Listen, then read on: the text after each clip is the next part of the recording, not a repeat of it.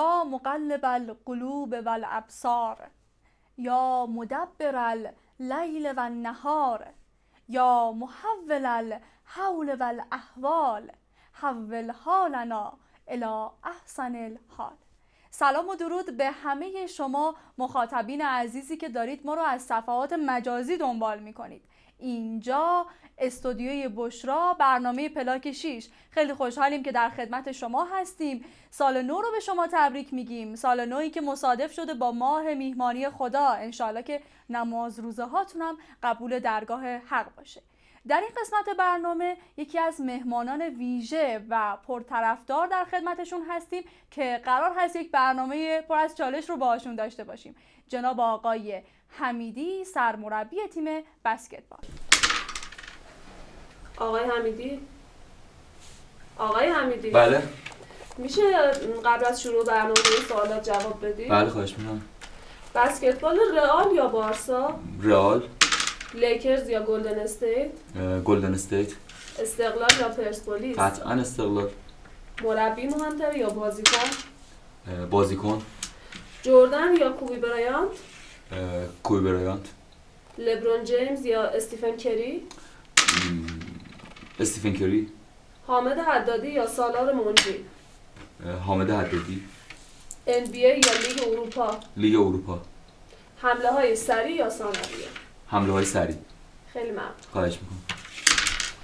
سلام آقای حمیدی، خیلی خوش آمدید. بنده هم عرض درود، ادب و احترام دارم خدمت کلیه مردم ایران و جا داره که این عید رو تبریک بگم، سال نو رو تبریک بگم به همه مردم خوب ایران، علل خصوص مردم نجیب شهر بابک. خیلی هم عالی و خیلی خوش آمدید به برنامه ما. امیدوارم که حالتون عالی باشه. آقای حمیدی، چی شد که وارد بسکتبال شدید و تیم مثل شهر بابک رو انتخاب کردید؟ واقعیتش خب من خیلی به صورت تصادفی وارد بسکتبال شدم. حالا در دوران به اصطلاح نونهالی من عضو تیم فوتبال مدرسه بودم. خب به خاطر جسته کوچیک که داشتم توی تیم منتخب فوتبال مدرسه انتخاب نشدم و یکی از دوستانم که کاپیتان تیم بسکتبال مدرسه بود پیشنهاد داد که وارد تیم بسکتبال بشم و منم پذیرفتم و از همونجا واقعا یه دریچه‌ای باز شد و حضور پیدا کردم تو بسکتبال و تا امروز ادامه داره. ولی حضورم در بسکتبال شهر بابک خب به پیشنهاد دوست بسیار عزیزم آقای محمد رضا اسلامی که مربی تیم‌های ملی، کاپیتان تیم‌های ملی بودن، به پیشنهاد ایشون اومدم شهر بابک. خب قرار بود که اینجا رو ببینم، امکانات شهر بابک رو ببینم. واقعیتشو بگم خدمتتون، خب واقعا نیتی نداشتم که تو شهر بابک بمونم قبل از اینکه بیام اینجا رو ببینم، ولی بعد از اینکه اومدم یکی دو روز اینجا حضور داشتم و بحث سخت افزاری و امکانات رو دیدم، انسان‌هایی که قرار بود باشون کار بکنم، واقعا تیمی که قرار بود در کنار هم قرار بگیریم، اینها رو که دیدم واقعا نظرم عوض شد و تصمیم گرفتم که در بسکتبال مثل شهر بابک حضور پیدا کنم. خب فکر میکنید که تیم مثل شهر بابک نسبت به فصل گذشته چه تغییراتی داشته؟ خب قطعا تغییرات مثبتی داشتیم. ما سال گذشته خب از 5-6 بازیکن نوجوانمون در تیم بزرگسالان استفاده می‌کردیم. خب امسال اون بچه‌ها تجربه بسیار بسیار بهتری پیدا کردن و بیشتر دارن به ما کمک میکنن و این رشدشون خیلی چشمگیر بوده و من امیدوارم که خب این اتفاق واقعا هر سال تکرار بشه و سال به سال این بچه‌ها رشد بهتری داشته باشن. خودم واقعا دیدگاه و آینده نگریم این هست که امسال سال بهتری رو نسبت به سال گذشته خواهیم داشت انشالله. فکر میکنید عملکرد تیم مثل شهر بابک اون چیزی که نقطه قوت میتونیم براش ببینیم یا نقطه عطف میتونیم براش ببینیم و اون چیزی که نقطه ضعفش باشه از نگاه شما چی میتونه باشه؟ ببینید نقطه قوت که خب ما واقعا یک تیم هستیم، بحث کادر فنی، بحث بازیکن‌ها و همینطور حمایتی که خب از جانب باشگاه مثل شهر بابک مدیریت معاونتشون داره انجام میشه و ما در قالب یک تیم داریم حرکت میکنیم و نقطه قوت ما همین تیم بودنمون هست که تا اینجا خب تونستیم نتایج بسیار خوبی رو کسب بکنیم، مقابل تیم‌های بسیار بسیار از نظر شاید بازیکنی بهتر قرار گرفتیم، ولی خب ما تیم هستیم و این نقطه قوت ما بوده. خب چالش های شما از اون دیدگاه مدیریتی در تیم مثل شهر بابک چی میتونه باشه؟ خب ببینید، چون ما در لیگ ملی حضور داریم و یه موضوعی که خب ما رو اذیت میکنه پشت سر هم بازی کردن تیممون هست. ما باید مثلا در 3 روز 3 تا بازی فشرده در 3 روز پشت سر هم برگزار بکنیم. خب این خیلی کار ما رو سخت میکنه. البته بحث بهانه جویی نیست، چون خب بالاخره این شرایط برای تیم‌های دیگه هم هست، ولی خب بحث آسیب، بحث مصدومیتی که بازیکن‌ها باش دست به گریبان میشن، بحث اینکه فرصتی نداریم بتونیم آنالیز بهتری نسبت به تیم‌ها داشته باشیم، این یکم ما رو اذیت میکنه. ولی در مجموع خودم احساس خیلی خوبی دارم نسبت به تیم امسال. آقای حمیدی، چه برنامه‌ای برای تقویت لیگ ملی بسکتبال در آینده دارید و آیا فکر می‌کنید که بازیکن جدیدی نیاز هست وارد تیم بشه؟ برنامه‌ای براش دارید یا نه؟ ببینید، خب ما برنامه‌ریزی بلند مدت داشتیم و هدفمون هر ساله اضافه شدن بازیکن‌های بومی به تیم اصلیمون هست.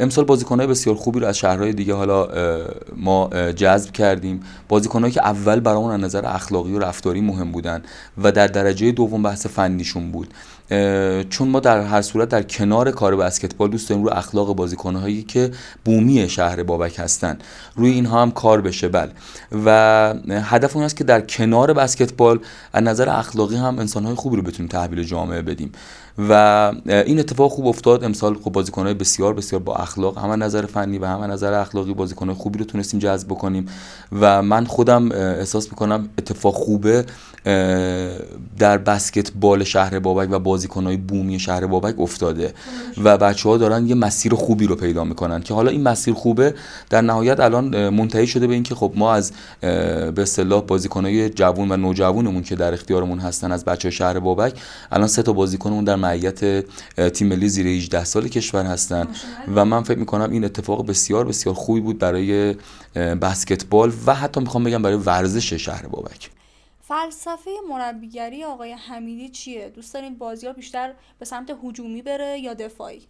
ببینید، خب تو بسکتبال ما واقعا نداریم یه همچین چیزی که یه مربی حالا با فلسفه‌های قطعاً دفاعی یا با فلسفه‌های هجومی بخواد به اصطلاح وارد لیگ بشه. بله. ما باید توامان هر دو گزینه رو تو برنامه هامون داشته باشیم. خب ما الان تو تمریناتمون یه تایمی رو اختصاص داریم به کارهای دفاعیمون، یه تایمی رو اختصاص داره به کارهای حملمون و هر دو رو با همدیگه داریم جلو میبریم.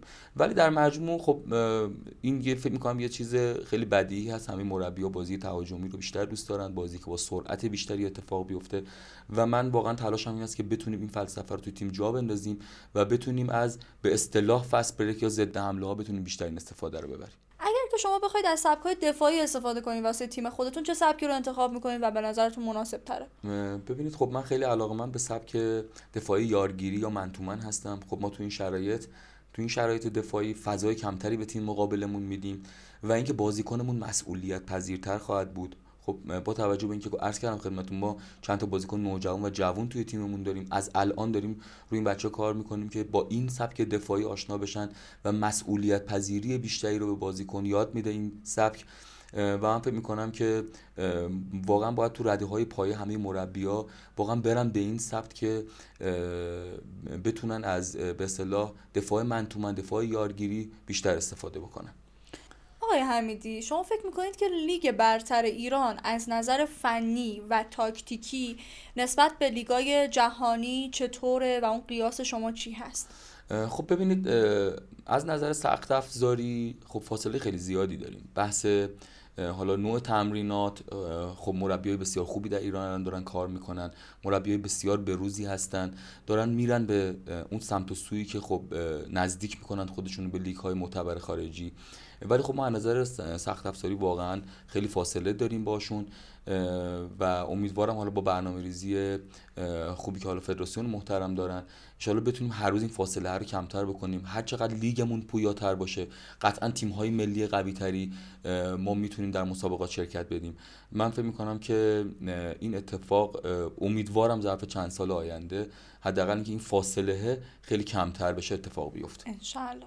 شما اگر که بخواید چند تا از بازیکنای تیم ملی بسکتبالمون رو در نظر بگیرید که مهاجرت کردن و اینکه بخوان برگردن به ایران و اونای کسایی باشن که قدر باشن و کمک بکنن، چه کسایی میتونن باشن و از لحاظ تاکتیکی از لحاظ فنی موفقن تو این زمینه؟ ببینید در صورت بازیکن‌هایی که به عنوان لژیونر دارن در تیم‌های خارجی بازی میکنن اینا میتونن سفیرهای بسکتبال ایران باشن و میتونن تجربیات بسیار گرانبهایی که اونجا به دست میارن رو وارد کشور بکنن. خب ما بازیکنای بسیار خوبی داریم که در خارج از ایران دارن بازی میکنن. آقای امینی الان در لیگ فرانسه هستن و بسیار بازیکن موفقی بودن. بازیکن‌های دیگه‌ای داریم. آقای حامد حدادی خب NBA بازی کردن، تونستن تجربیات بسیار گرانبهایی رو از اونجا وارد بسکتبال ما بکنن.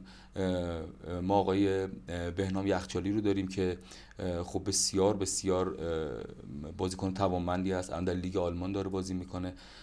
به نظرم اتفاق بسیار خوبی هست. حتی اینا میتونن به ما مربی‌ها کمک زیادی بکنن و من واقعا نمیخوام اینجوری به این قضایا نگاه بکنم که خب این بازیکن‌ها مهاجرت کردن و دیگه تو ایران نیستن. نه اینجوری نیست، واقعا دارن زمانهایی که تیم ملی بهشون نیاز داره واقعا به عنوان یه سرباز در خدمت تیم ملی هستن و این کمک بسیار بسیار بزرگی داره به بسکتبال کشور میکنه. خب یعنی اون واژه سخت پسند مردم ایران نسبت به مهاجرت کردن نخبگان، اون هم در ورزش، شما اینو بد نمیدونین، میگه که اتفاق خوبیه. بله بچه‌ها میرن اونجا یک چیزی یاد میگیرن، تجربه کسب میکنن. حالا اگر نیومدن چی آقای حمیدی؟ ببینید در صورت این یه تصمیم شخصی هست. ببینید در صورت بعضی از خب انسان‌ها نظریات مختلفی دارن.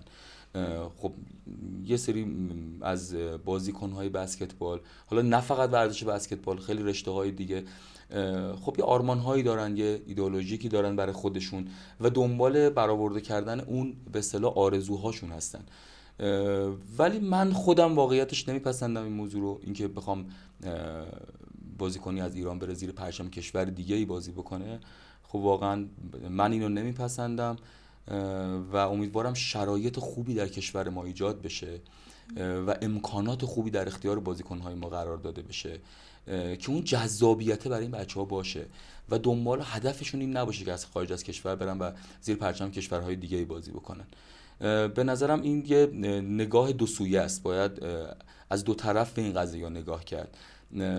همین که خب ما امکانات خوبی تو کشورمون نداریم از نظر سخت افزاری، از نظر حالا اون چیزایی که واقعا نیاز برای رشد و تعالی رشته‌های مختلف ورزشی، و من فکر می‌کنم ان شاءالله اگر اتفاق بیفته مسئولینمون واقعا دست به دست هم بدن